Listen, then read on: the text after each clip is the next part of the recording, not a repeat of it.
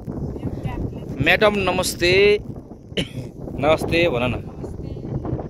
भेडा चराउन आउनु भएको यो डाँडामा? ए यो पारि देखेको भेडाहरू तपाईको हो बाख्राहरू? ए कस्तो राम्रो डाँडा रहेछ, सरर हावा चल्ने है। ल यो डाँडा चाहिँ कस्तो राम्रो रहेछ के। यो डाँडाको नाम के हो? हरेलो। हरेलो डाँडा हो यो। ए ल अनि कतिवटा भेडा बाख्रा पाल्नु भएको छ?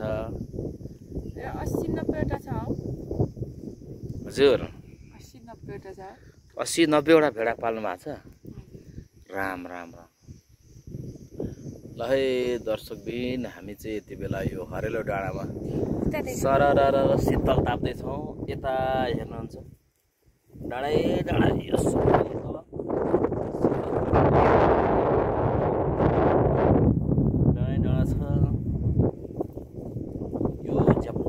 कुहिरोले छोपेको तोडले छोपेको चाहिँ सङ्खुवासभा जिल्लाको सदरमुकाम हो। यहाँबाट उज्यालो देखिनु पर्ने। आज तोड लागेको कारण चाहिँ खासै राम्रो देखिएको छैन। यो चाहिँ झन्डै 2500 देखि 2700 सम्मको हाइटमा पर्छ।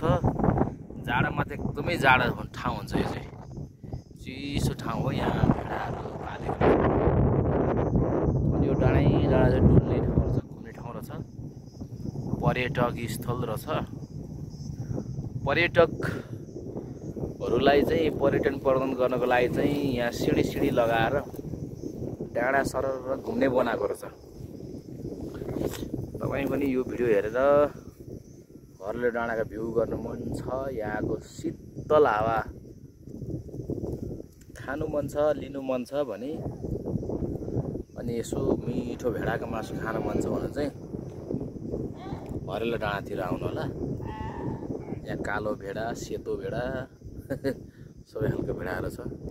भेडा साउने चाहिँ यहीँ हो, उहाँ हुनुहुन्छ। यता हेर्नुहोस् त भेडा साउने। ल गाइज, ल ल ल ल थ्याङ्क यू भ्युअर्स।